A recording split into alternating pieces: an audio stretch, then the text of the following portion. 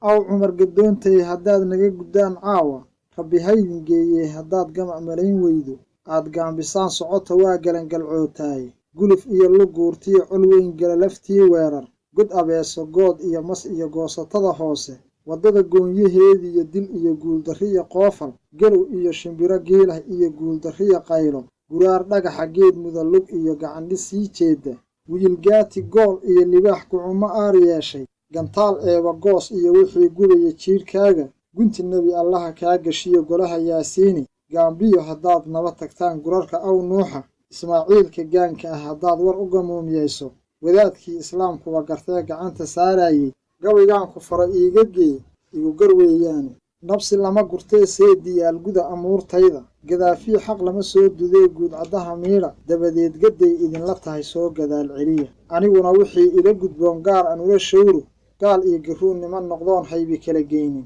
ninba goosankii kala kobtuu kaga golroonaado ee gebalkii godo foolxun iyo geeri kala dhawra ee gebalkii goodiga qotaad garowga fuudaayo ee gebalkii gooshiga berbere galayo baysteynka ee gebalkii gubantaa isaaq goraya cawloobay ee gebalkii gocorkii hartiyo gorod la beeleeyey ee gebalkii guunyada dabtoo guraya raadkeeda ee gebalkii gaarkiyo naftii geliyey reer naayib ee gebalkii gundhaha hoosiyo guriga sii seexan ee gebalkii reer aadan gowl gacanta saaraayo ee gebalkii guuf iyo xuseen garab ku taagleeyey ee gebalkii guddoon iyo lahayn hebel inoo geeya ee gebalkii dhowr webi gudbay ee haybti garan waayey ee gebalkii gows iyo sur iyo gudun ku sooryoodo ee gebalkii sidii geenyadiiyo gabdhaha loo jeedlo ee gebalkii sidii goonibaadh giirka laga toogto intaasaa geyiga reer tolkay qoysba gaar maree guntigaan maroorsaday anoon meel isugu geynin guurkan nama sugtaan dayrna waa geedi reer khalaf dheh ninna gudubti kama baaqata ee ha u gammaanaato